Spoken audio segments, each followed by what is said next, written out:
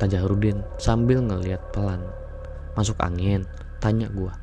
Enggak, tapi berasa berat aja di pundak, jelas Jahrudin. Dek, gua langsung terkesiap. Tuh, jangan-jangan tuh tentara ngikut ke Jahrudin. Tiba-tiba badan Jahrudin kaku. Dia menatap tajam ke arah gua. Wah, celaka, repot nih urusannya. Jah, panggil gua. Dia diem, cuma menatap tajam, mulutnya terkatup rapat, tangannya mengepal erat. Siapa kamu? Tanya gua pada akhirnya. Gua udah yakin yang gua hadapi bukan si Jahrudin lagi. Sersan 1 Adang Hidayat. Suara Jahrudin langsung beda yang keluar dari mulutnya. Mau apa kamu masuk ke badan teman saya? Sampaikan amanat dari rekan-rekan pasukan. Masih ada yang belum sempurna atas wafatnya mereka, juga saya. Kenapa datang ke kami? Ini bukan salah kami.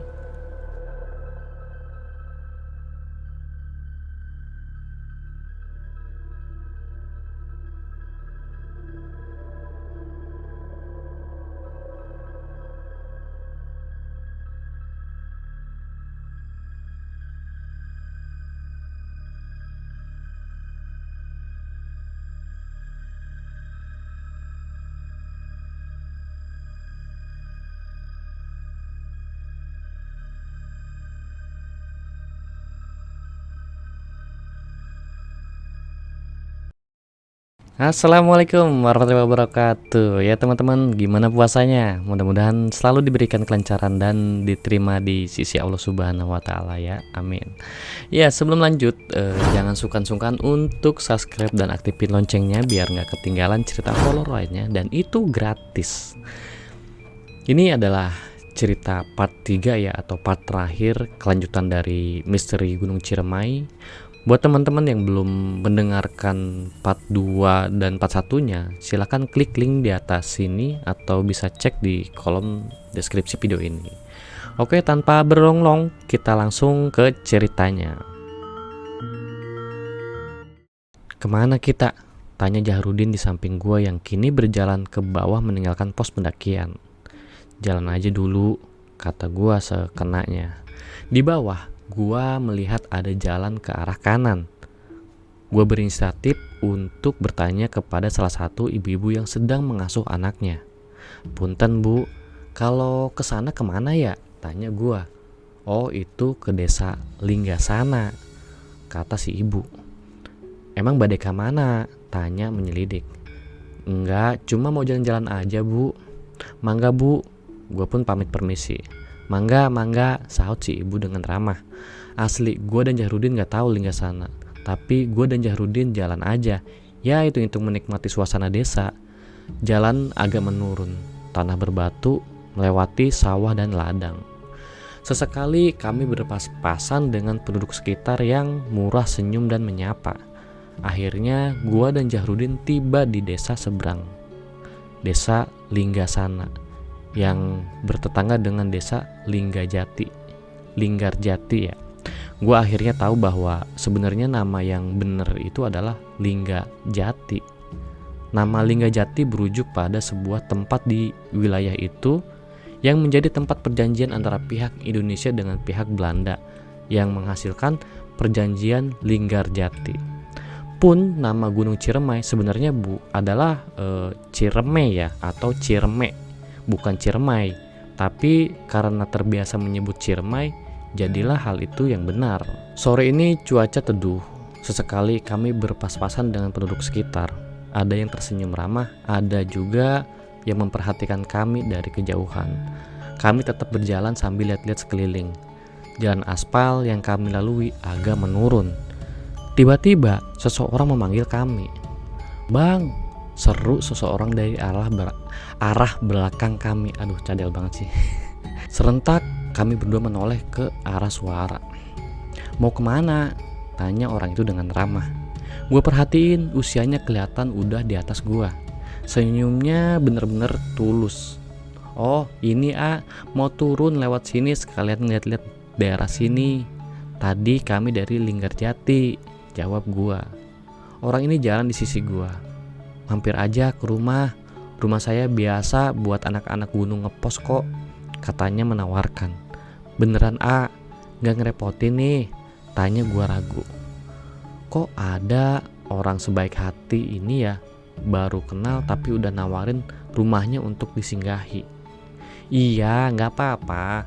Udah biasa kok. Oh iya, namanya siapa? Saya Rosid. Dia menyebut nama dan menyodorkan tangan. Gue jabat tangannya sambil menyebut nama gue dan nama Jahrudin. Jahrudin mengangguk sambil senyum. Ayo, gak jauh kok. Itu yang dekat seberang gang. Rumah yang ada pagar tinggi di atas itu. Dia menunjuk sebuah rumah yang kira-kira puluhan meter dari tempat kami berjalan. Siap A, rezeki anak soleh. Ada aja yang nolong, hehehe. Kami berjalan beriringan sambil mengobrol ringan. Sesekali Arosid, begitu gue panggil dia, membalas teguran warga desa. Nampaknya Arosid ini dihormati di desa ini. Gak berapa lama, akhirnya kami sampai di depan gerbang rumahnya. Ayo masuk, ajaknya. Belum juga kami masuk, tiba-tiba terdengar selakan anjing ya menggonggong. Serentak gue dan Jahrudin mundur. Gak apa-apa, itu si Blacky. Karena belum kenal aja. Kalau udah kenal juga baik kok. Biasa aja, kata Arosid menenangkan kami. Si Blacky nampak menghampiri kami dan memperhatikan kami. Sesekali menggonggong dan berusaha mengendus kami. Hei, ayo pergi, sana, usir Arosid.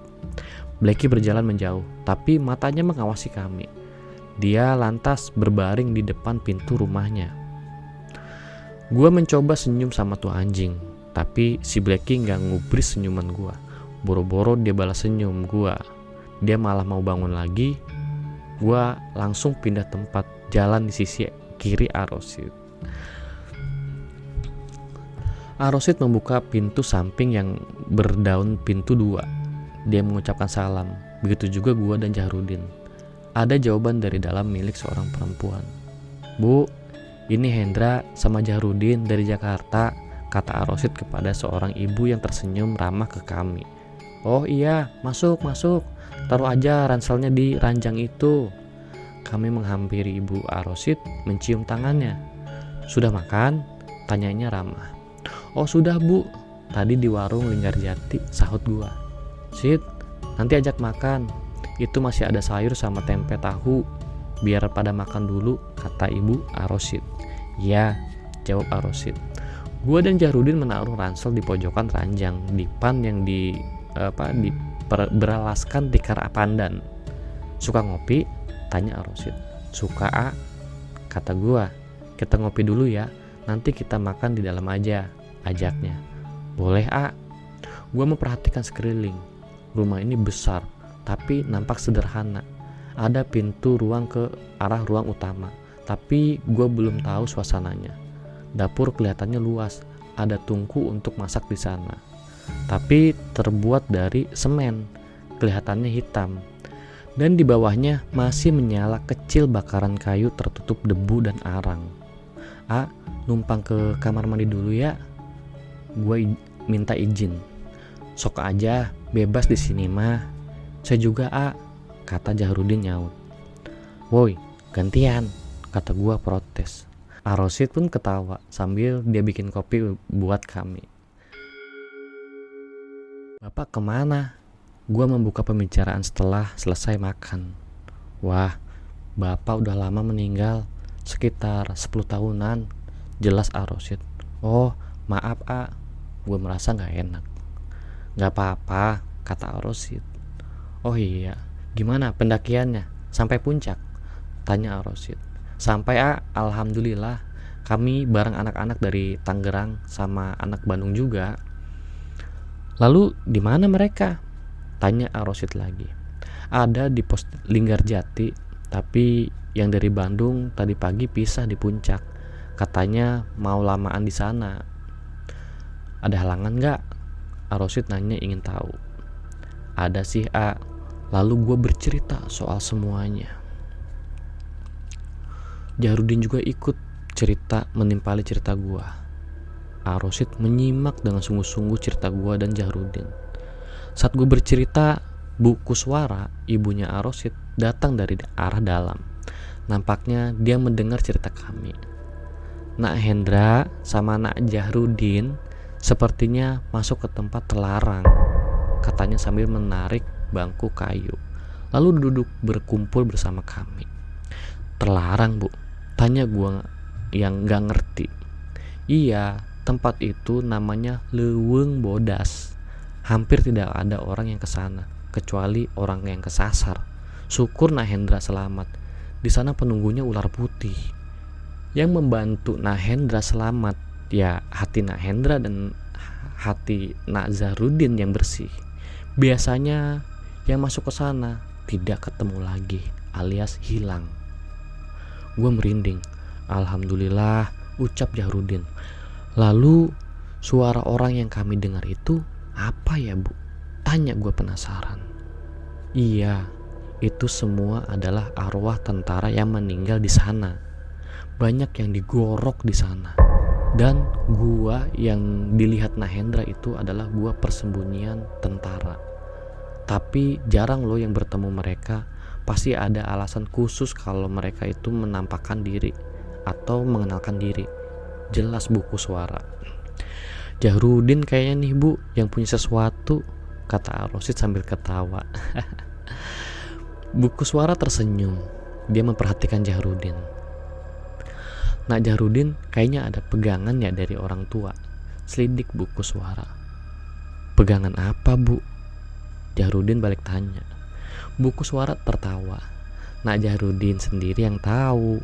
Entah Nak Jahrudin gak sadar atau sadar, gak diberitahu oleh orang tua Nak Jahrudin. Itu loh, Jah, bisa amalan, bisa kodam, terang Arosid. Weh, saya gak tahu, A. Selama ini saya benar-benar gak tahu. Soalnya ayah saya juga udah meninggal lama, sejak saya SD kelas 3, kata Jahrudin. Oh, pantes, kata Bu Kuswara. Tapi tidak apa-apa, bagus kok hodamnya. Lantas Bu Kuswara ganti memandang gua. Gua grogi ditatap begitu. Nah, Hendra juga nih, ibu yakin ada yang jaga. Tapi ibu tidak perlu kasih tahu ya, biar Nak Hendra sendiri yang tahu nantinya. Lah, gua malah jadi penasaran. Arosid ketawa. Iya, nanti juga Hendra tahu kok, kata Arosid. Malam semakin merambat. Selepas azan Isya, Bu Kuswara dengan berpakaian rapih gamis, udah rapi, dia pamit mau ke pengajian diantar oleh Arosid. Hen, saya keluar rumah dulu ya, mau antar ibu ke pengajian, kata Arosid. Lama, A? Tanya gue sungkan. Soalnya cuma gue berdua dengan Jahrudin di rumah ini. Lumayan lah, soalnya saya juga mau sekalian ke kota, ada keperluan sedikit, terang Arosid. Udah santai aja, anggap aja rumah sendiri. Anak-anak gunung lain juga begitu kok. Udah biasa di sini. Lanjut Arosid menghalau keraguan gua. Ya udah, A, hati-hati, kata gua pada akhirnya. Ibu pergi dulu ya, kata Bu Kuswara pamit.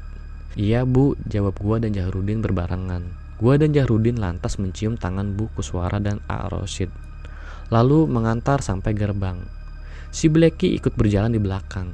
Nampaknya anjing itu sudah mulai menganggap gua dan Jahrudin sebagai keluarga baru di rumah ini. Jadi sikapnya udah biasa.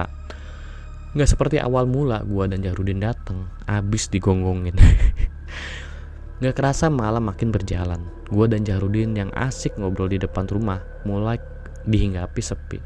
Di pojokan rumah, Blacky sudah berbaring tertidur. Badan gua gak enak nih, kata Jahrudin sambil ngeliat pelan. Masuk angin? Tanya gua. Enggak, tapi berasa berat aja di pundak, jelas Jahrudin. Dek, gua langsung terkesiap. Tuh, jangan-jangan tuh tentara ngikut ke Jahrudin. Tiba-tiba badan Jahrudin kaku. Dia menatap tajam ke arah gua. Wah, celaka, repot nih urusannya. Jah, panggil gua. Dia diem, cuma menatap tajam. Mulutnya terkatup rapat, tangannya mengepal erat. Siapa kamu? Tanya gue pada akhirnya. Gue udah yakin yang gue hadapi bukan si Jahrudin lagi. Sersan satu Adang Hidayat. Suara Jahrudin langsung beda yang keluar dari mulutnya. Mau apa kamu masuk ke badan teman saya? Sampaikan amanat dari rekan-rekan pasukan. Masih ada yang belum sempurna atas wafatnya mereka. Juga saya. Kenapa datang ke kami? Ini bukan salah kami. Entah kekuatan dari mana, gue berani berdebat sesuatu yang menguasai tubuh si Jahrudin. Kebetulan kalian datang ke tempat di mana kami dibantai gerombolan Belanda. Kami cuma minta sempurnakan kami, tubuh kami. Wajah Jahrudin tanpa ekspresi mengucapkan semua itu. Akan kami coba. Sekarang keluar dari badan tubuh teman saya, dia gak tahu apa-apa. Orang ini sudah memberi izin kepada saya untuk masuk. Saya akan keluar setelah diperintah olehnya. Sesuatu itu menjawab tegas. Gue sontak kaget. Jahrudin, dia memberi izin. Sekarang rekan-rekan saya semua sudah hadir di sini, kata yang di dalam tubuh Jahrudin. Sekujur tubuh gue langsung merinding.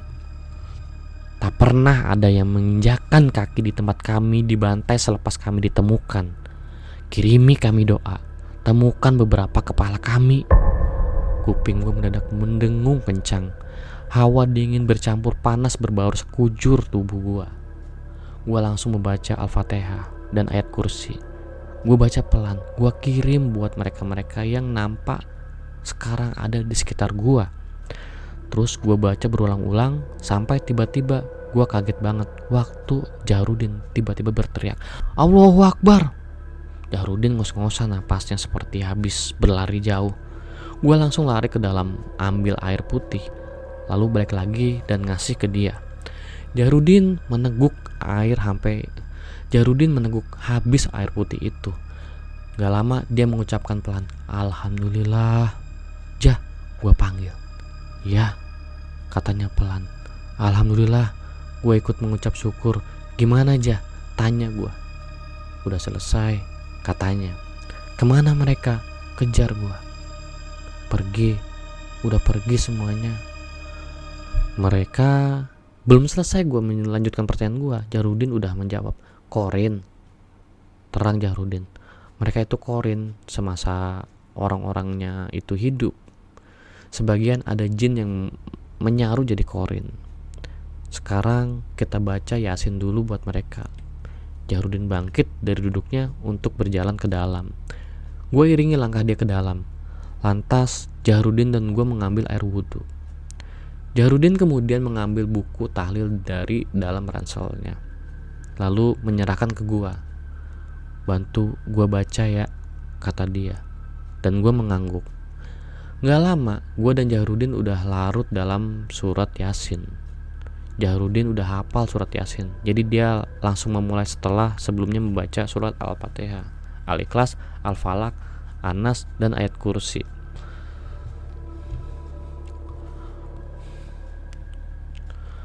Tok tok tok. Suara pintu diketuk dari luar. Gue yang masih membaca surat Yasin kaget sampai berhenti membaca. Siapa? Tanya gue. Saya, AA. Suara Arosid. Alhamdulillah, akhirnya pulang juga. Padahal gue berharap sejak tadi.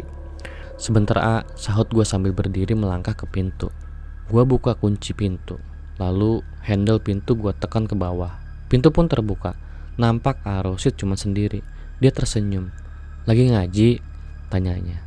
Iya A. Ibu mana? Tanya gue sambil melongok keluar pintu. Ibu nginep di rumah saudara. Besok siang pulangnya. Terang Arosid. Arosid memperhatikan raut wajah gue mungkin. Soalnya wajahnya mendadak berubah. Kok kelihatan tegang? Ada apa? Selidik dia. Gue gak langsung menjawab. Sementara Jahrudin selesai mengaji, gue pandang Jahrudin yang juga menatap gue. Lah, ini malah pada lihat-lihatan, kata Arosid bingung. Kita ngobrol sebentar yuk A, kata gue pada akhirnya. Hayu, siapa takut, kata Arosid dengan nada bercanda. Mau ngobrol di mana? Tanyanya. Di sini aja A. Ajak gue lalu duduk di tikar pandan yang agak lusuh, tempat gue dan Jahrudin mengaji. Gini A, Gua mulai cerita panjang lebar semua kejadian-kejadian yang gua dan Jahrudin alami. Gini gua mulai cerita panjang lebar semua kejadian-kejadian yang gua dan Jahrudin alami. Juga anak-anak Tangerang itu. Kali ini dengan versi yang lebih lengkap, termasuk pastinya kejadian yang baru gua dan Jahrudin alami tadi. Jahrudin juga sesekali menimpali cerita gua. Arosid mendengarkan semuanya dengan raut wajah yang serius. Sesekali dia menganggukkan kepalanya seperti memahami. Lama gue bercerita, sampai akhirnya tuntas semua gue cerita ke Arosid. Begitu Bagaimana menurut setelah gue mengakhiri cerita ini? Kamu gimana aja? Udah gak ada masalah sekarang? Tanya Arosid.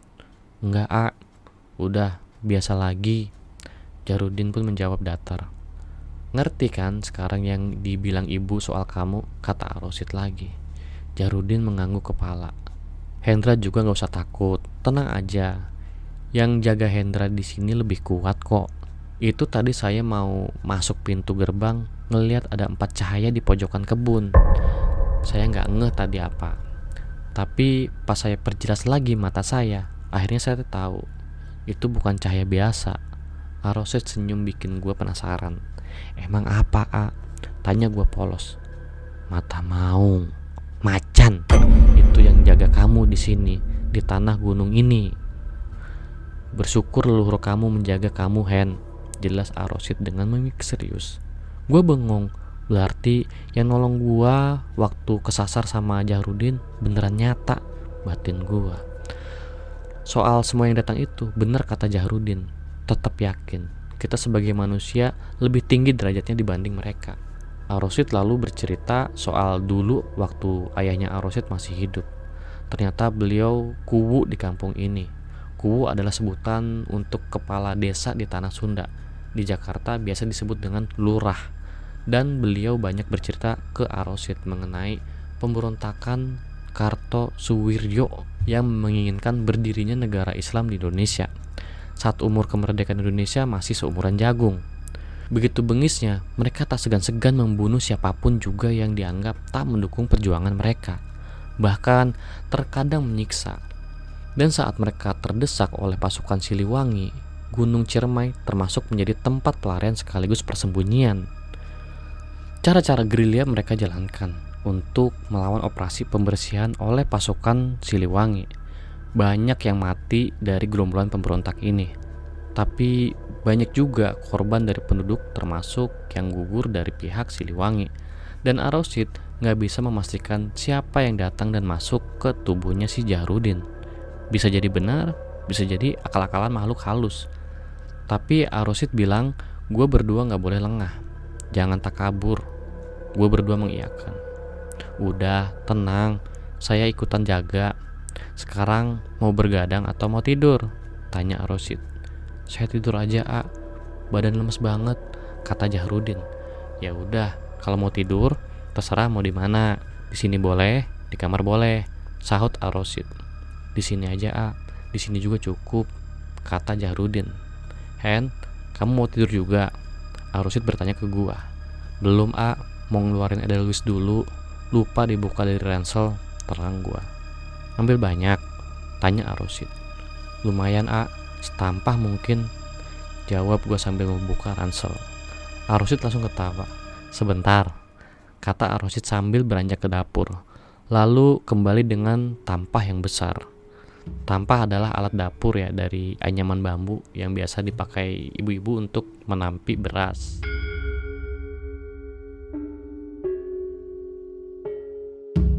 Nih, taruh di sini, kata Arosid sambil menyerahkan tampah itu ke gua.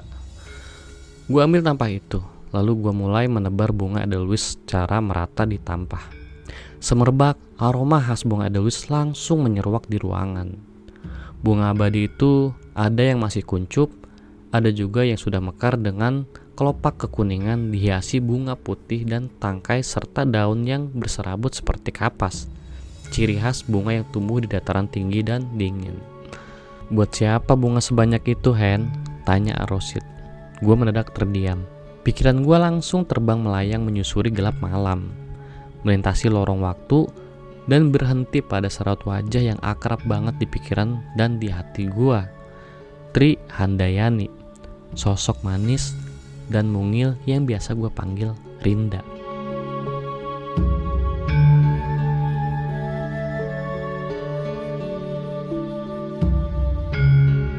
Malam itu, gua asik merapikan hamparan edelweiss di tampah serta beberapa batang cantigi yang berdaun merah dan hijau. Gua kangen Rinda, pengen buru-buru pulang. Semerbak bunga edelweiss menyeruak di dalam ruangan. Sedang asik-asiknya gua memikirkan Rinda, tiba-tiba Blacky menggonggong dan melolong. Arosid yang sedang rebahan sontak bangun. Dia menatap tajam ke arah pintu. Mulutnya kumat kamit, entah apa yang dibaca. Bulu kuduk gua tiba-tiba meremang. Bau semerbak edelweiss yang tadinya memenuhi ruangan mendadak bercampur dengan bau anyir, darah, dan bangkai. Bubrak, dari arah depan tiba-tiba terdengar suara benda terbanting keras. Blacky masih melolong. Jah, bangun. Gua goyang-goyang badannya Jahrudin yang sedang tidur. Saat gua kerasin goyangan gua di bahunya, Jahrudin menangkis dengan refleks dan bangkit. Dia setengah ngantuk ngeliatin gua. Ada yang datang, bisik gua ke Jahrudin. Jahrudin nampaknya paham. Dia langsung ikut komat kamit. Jujur, gua emang gak bisa ngeliat penampakan apapun, tapi gua sedikit bisa mendeteksi hawa panas melalui telapak tangan gua. Saat gua mengarahkan telapak tangan gua ke depan seolah mencari perwujudan, terasa tangan gua begitu panas. Nampaknya di sanalah dia berada. Gue lihat Arosid berkeringat. Keringatnya mengucur deras di wajahnya. Jahrudin makin keras mengepalkan tangannya, dan gue makin merasakan panas di telapak tangan gue. Terus gue baca ayat kursi berulang-ulang. Di depan terdengar seperti ada baku hantam. Berisik. Blacky gak terdengar lagi suaranya.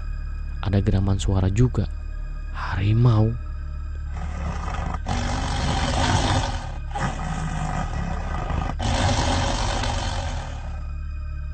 Suara seperti daun-daun pohon yang tertimpa sesuatu terdengar keras, seperti ada suara angin kencang di depan.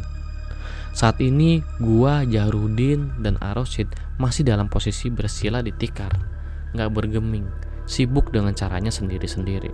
Tiba-tiba Jahrudin terjengkang ke belakang. Gue yang ada di sampingnya ikutan mental ke sisi samping. Arosid langsung mencengkeram rambut Jahrudin. "Siapa?" bentak Arosid. "Saya, Kang," kata suara dari mulut Jahrudin. Mata Jahrudin menatap tajam ke Arosid, tapi mukanya memelas. "Mau apa kesini?" Arosid masih bersuara keras membentak. "Minta maaf, Kang. Tadinya saya mau ikut tubuh ini kemana dia pergi, tapi sekarang tidak. Saya cuma mau pamit. Saya mau pergi. Badan saya tercabik-cabik sepasang harimau di depan. Saya sekarat. Saya mohon, ampuni saya."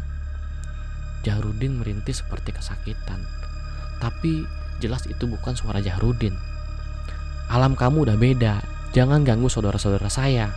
Ini yang terakhir. Kalau enggak, saya akan bakar kamu sekalian," Arosid mengancam. "Iya, ampun. Saya mau pamit selamanya. Saya tak akan pernah mengganggu siapapun. Lepaskan saya. Badan saya sakit. Pergi sekarang." Begitu Arosid selesai berbicara, tubuh Jahrudin melengkung, tegang, lalu lemas menggelosor. "Hen, ambil air putih dong," pinta Arosid. Gue segera berdiri dan menuangkan air putih di gelas. Lantas gue sodorkan ke Arosid yang langsung diminumkan ke si Jahrudin yang sedang bersandar lemas di dadanya. Perlahan air itu diteguk Jahrudin. Selang beberapa menit, Jahrudin mulai agak kebaikan. Dia menghela napas berat dengan wajah tertunduk. Gak lama dia menatap gua. "Besok pulang ya?" pinta dia. "Iya, besok kita pulang," jawab gua cepat. "Alhamdulillah, udah selesai," kata Arosid. "Udah, gak usah dibahas lagi. Sekarang udah tahu kan semuanya soal kamu berdua," katanya lagi. Gua berdua mengangguk. Tiba-tiba Arosid bangkit berjalan ke arah pintu, lalu membukanya. Gue ikut berdiri dan jalan ke arah pintu. Arosid menghampiri Blacky yang ternyata meringkuk seperti ketakutan di bawah bangku kayu di depan. Diusapnya kepala anjing itu. Blacky lalu bangkit perlahan. Nampaknya tadi dia ketakutan. Kalau enggak mungkin dia bersembunyi di bawah bangku kayu itu. Entah apa yang dilihatnya. Gue pastiin suasana halaman, gak ada yang berubah. Cuma nampak daun-daun pohon melinjo dan daun cengkeh berguguran, seperti tertiup angin kencang. Selesai menenangkan Blacky, Arosid memperhatikan sekeliling. Udah aman kok, gak perlu khawatir. Lalu berbarengan gue dan Arosid kembali ke dalam. Pintu ditutup Arosid lagi. Udah istirahat aja, tidur. Besok pulang kan? Jaga kondisi, kata Arosid. Iya, kata gue. Lalu rebah di samping Jahrudin yang ternyata udah kembali pulas. Arosid beranjak ke kamar mandi. Mungkin cuci tangan karena telah memegang si Blacky. Gak lama gue udah menyusul si Jahrudin alias tidur.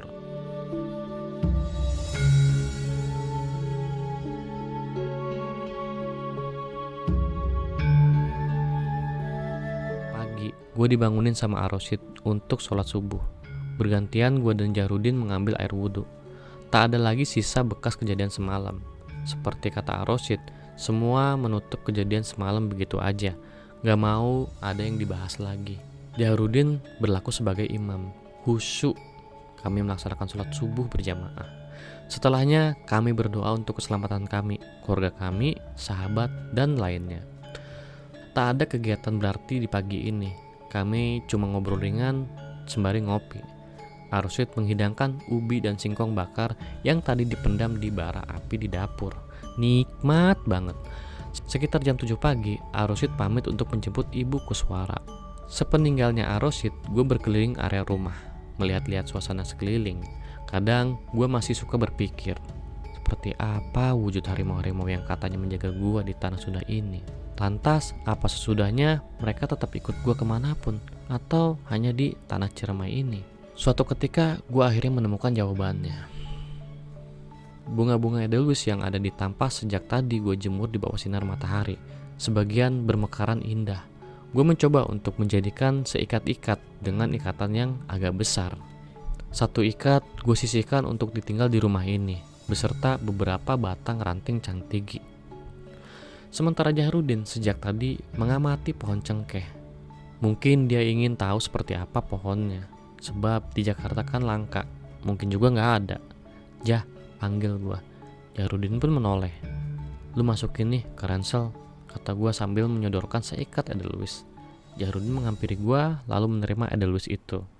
Terus, ntar diapain di rumah? Tanya dia. Lu makan. Jahrudin pun bengong. Gue ngakak.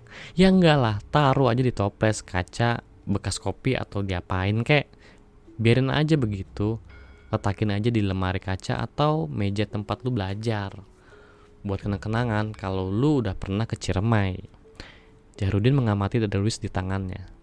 Semua gunung ada bunga kayak gini? Tanya dia. Ya gak tahu. Gue juga kan naik gunung baru sekarang ini. Lama gue ngobrol di pelataran rumah sampai terdengar suara motor. Dan Blacky tiba-tiba muncul dari belakang rumah. Dia menghampiri pintu gerbang. Baru gue mau melangkah ke sana, Arosid udah membuka pintu gerbang. Ibu Kuswara ada di sana mengucapkan salam. Gue berdua, Jahrudin membalas salamnya. Katanya mau pulang hari ini ya? Tanyanya setelah sudah di hadapan kami. Kami mencium tangannya. Iya bu, kata gue. Kenapa nggak besok-besok aja? Udah kangen Jakarta bu, kata Jahrudin. Gue nyengir. Makan dulu ya, ibu masak dulu sebentar. Udah gak usah bu, gak enak ngerepotin ibu terus, kata gua sungkan. Gak apa-apa, udah biasa kok. Ibu ke dalam dulu ya. Kami pun mengangguk. Arosid udah menyadarkan motornya. Ditemani Blacky, dia menghampiri kami. Udah pada mandi? Tanyanya. Belum A. Jahrudin pun menyaut. Dingin. Gua menimpali. Ya namanya juga air gunung, pasti dingin lah. Udah, sana gantian mandi biar seger. Sambil nunggu ibu masak dulu. Lanjut Arosid. Gue dulu deh, kata Jahrudin. Lalu melangkah ke dalam. Ya Gih, gue ngerapin edelweiss dulu, jawab gue. Bunga edelweiss yang gue tinggal di rumah ini udah gue taruh di lemari, bersanding dengan bunga-bunga edelweiss yang lain. Dari semuanya cuma edelweiss gue yang terlihat masih seger. Yang lain udah pada kering. tapi nggak berubah bentuknya. Udah beres semuanya? Tanya Arosid. Udah A, udah siap nih. Kapan-kapan main lagi ke sini ya. Anggap aja di sini keluarga, kata Arosid sambil senyum. Iya A, insya Allah saya main lagi ke sini kalau ada kesempatan. Ini Nak Hendra, ubi bakarnya dibawa buat di jalan ya. Ibu koswara datang dari arah dapur, membawa bungkusan koran. Harum. Iya bu. Gue terima bungkusan itu. Lalu gue masukkan ke dalam ransel. Gak lama gue berpamitan dengan mereka. Ada keharuan yang teramat sangat ketika gue berpamitan dan mencium tangan mereka. Baru kemarin gue kenal, tapi seperti udah lama dan udah seperti keluarga. Perhatian mereka yang tulus benar-benar membuat hati gue terharu. Saya pamit ya bu, kata gue takjim sambil meraih telapak tangannya, lalu mencium punggung telapak tangannya dengan tulus. Jahrudin juga melakukan hal yang sama. Hati-hati ya di jalan, salam buat keluarga di Jakarta, kata ibu koswara ramah sambil tersenyum. Arosid, saya pamit ya. Arosid memeluk gue erat sambil menepuk punggung gue. Senyum sumringah terlukis di bibirnya. Itu Maung tetap nunggu di Ciremai ini. Kalau Hendra kesini lagi, tenang aja, gak akan kemana-mana kok, kata dia berbisik. Gak kemana-mana, batin gue bertanya. Oh, sekarang gue paham. Artinya mereka hanya akan mengawal gue di sini. Kalau gue datang ke sini, gak akan ikut ke Jakarta atau ke tempat-tempat lain. Selesai, gue melangkah keluar rumah bersama Jahrudin, tegak merangkah seolah memperoleh kemenangan dalam perang. Blacky mengiringi langkah gue dan Jahrudin. Gue tersenyum. Blacky akhirnya jadi bagian keluarga gue di sini. Ibu koswara dan Arosid mengiringi gue dan Jahrudin sampai pintu gerbang. Gue berdua mengucapkan salam sekaligus salam perpisahan sementara, karena gue berniat suatu hari akan kesini lagi. Berdua dengan Jahrudin, gue menyusuri jalanan menurun di perkampungan ini. Kadang gue dan Jahrudin tersenyum pada penduduk kampung yang kebetulan berpas-pasan. Sedikit basa-basi juga tentunya. Gak kerasa gue dan Jahrudin ketemu di pertigaan jalan. Di kiri gue itu jalan ke arah Linggarjati. Gue dan Jahrudin terus melangkahkan turun menyusuri jalan ke arah jalan raya. Selang beberapa lama, gue udah menikmati hamparan sawah di kiri kanan gue. Matahari saat itu gak begitu terik, seperti ramah memayangi gue dan Jahrudin yang ingin segera bertemu jalan raya. Sejam lebih akhirnya gue dan Jahrudin udah sampai di tepi jalan raya. Gue menunggu bis kota antar Jakarta, Luragung Jaya. Lama juga menunggu, sekitar jam 12-an akhirnya bis itu datang. Jakarta, Jakarta, teriak kenaik bis kota itu di balik pintu. Gue memberi kode dengan tangan. Bis itu pun berhenti. Gue dan Jahrudin segera naik dan mencari tempat duduk yang nyaman. Terus ke belakang. Akhirnya gue dan Jahrudin duduk di bangku paling kanan di belakang. Penumpang gak begitu banyak, rata-rata terlihat mereka seperti pekerja bangunan, sebab di antara mereka banyak yang membawa peralatan kerja. Gue menaruh ransel di bagian belakang bangku, berjajar dengan ransel Jahrudin. Setelah urusan ongkos dengan kenaik bis selesai, gue berusaha melepas penat dengan menyandar agak rebah. Ke Jakarta, kami kembali.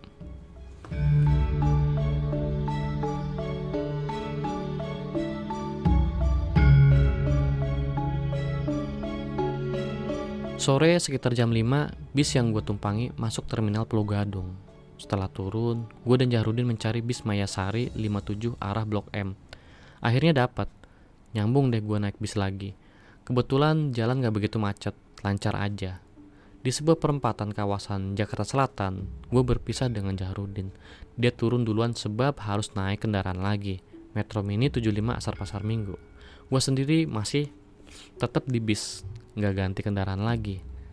Sampai Senin ya, Jah, kata gue ke si Jahrudin.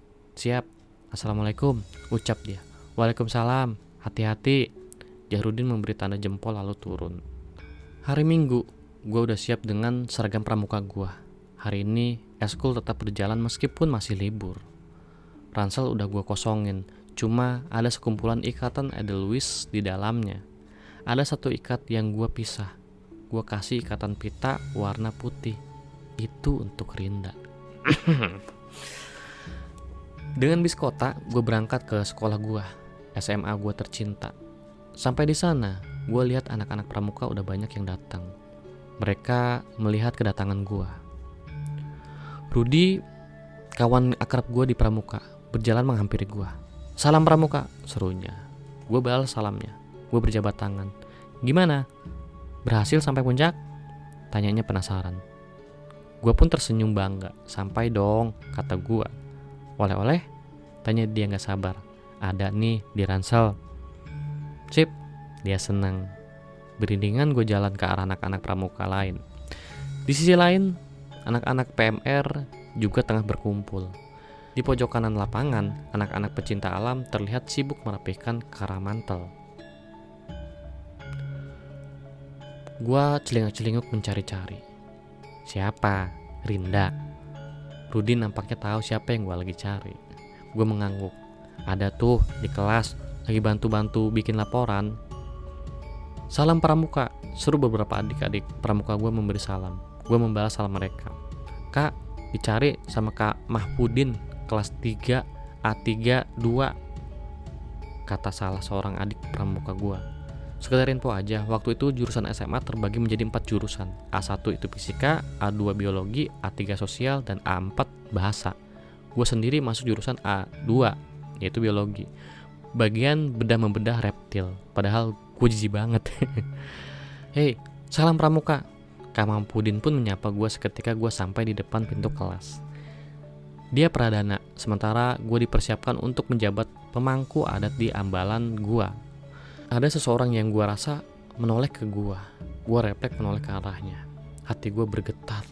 Rinda, cewek itu nampak makin manis dengan seragam pramukanya. Rambutnya dibiarkan tergerai. Beberapa anak rambutnya menutupi dahinya. Itu yang bikin gue gemes. Tapi cuma sekilas dia menoleh. Dia kembali lagi sibuk dengan kerjaannya. Ampun dah, boro-boro dia mengucap salam seperti yang lain, dia cuek aja dengan kehadiran gue. Padahal gue kakak pramukanya loh.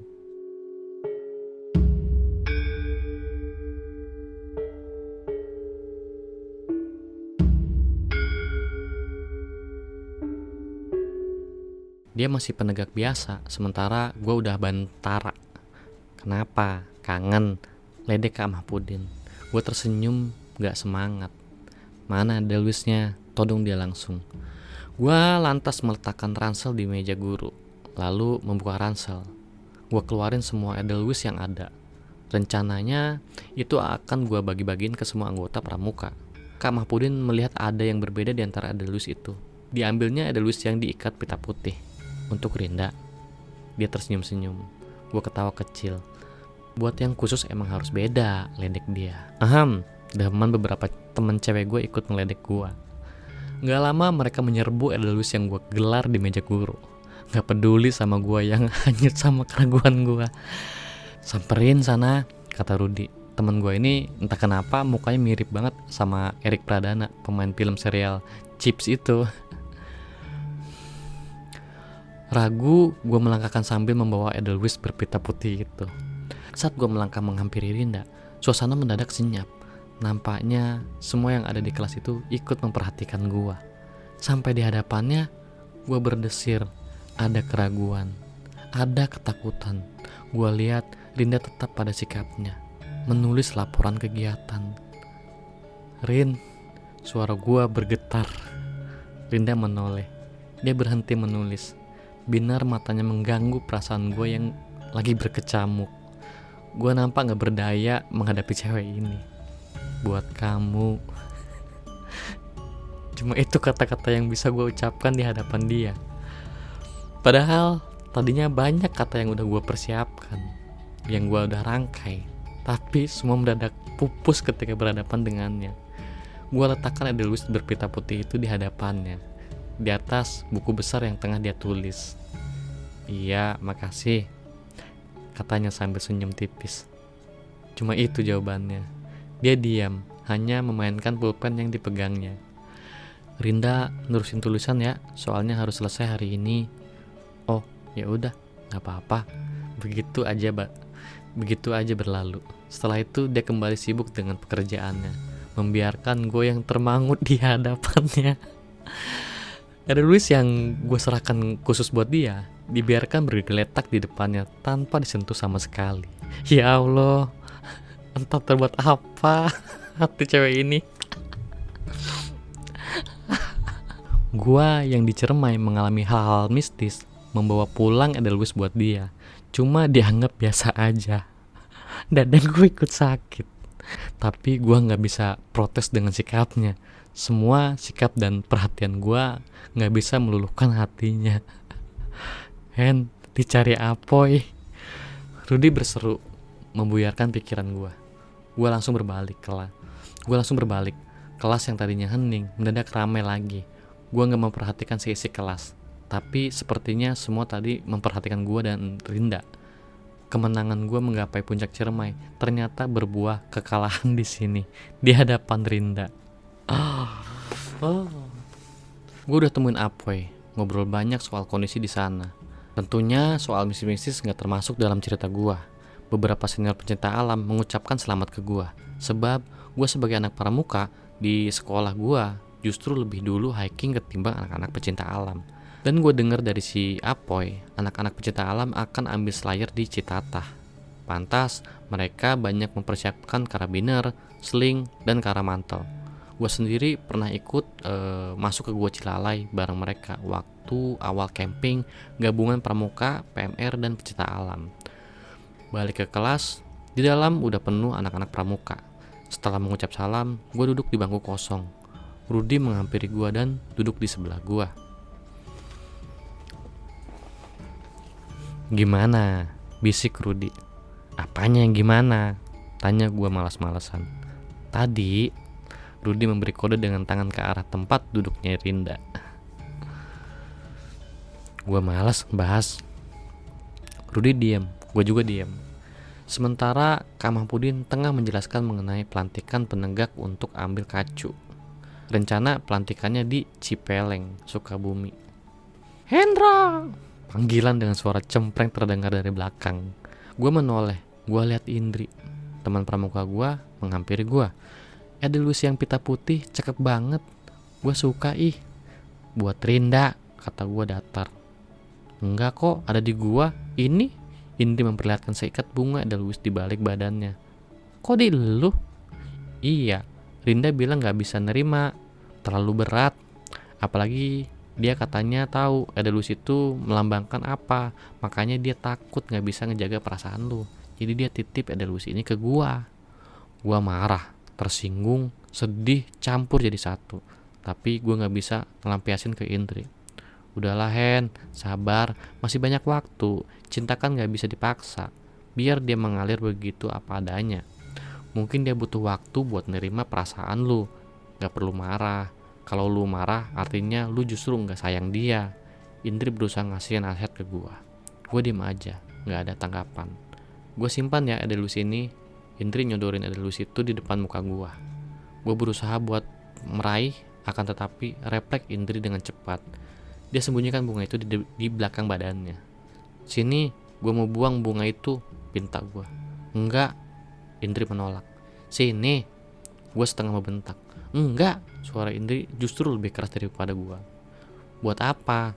Tanya gua nurunin tensi bicara. Buat gua jaga. Buat bukti sewaktu-waktu kalau seseorang luluh hatinya untuk bisa menerima bunga abadi ini, nanti akan gua kembalikan. Bodoh ah, terserah. Gua udah gak peduli. Ayolah, senyum, bujuk Indri. Ogah, senyum, malas. Sejak kapan temen gue cengeng? Kalah sama perasaan. Mana Hendra yang suka nasihatin gue, marahin gue? Gue ketawa, gue kucek-kucek rambut dia. Iya, gue nurut, cerewet, kata gue akhirnya. Nah gitu dong, udah kumpul yuk. Ingat, biasa aja sikapnya ke Rinda. Dan gue melangkah bersama Indri buat kumpul dengan anak-anak pramuka yang sekarang tengah gabung dengan anak-anak PMR. Tamat. Waduh. Ya teman-teman, itulah cerita dari kisah misteri Ciremai di segmen ini. Nantikan cerita lainnya hanya di channel Albert Adventure. Bila kalian ingin mengirimkan cerita atau jadi narasumber, silakan hubungi kami di sosmed yang tertera pada kolom deskripsi. Mohon maaf jika ada kesalahan dalam penyampaian cerita ini ya. Gue beserta kru pamit undur diri. Terima kasih. Wassalamualaikum warahmatullahi wabarakatuh. See you.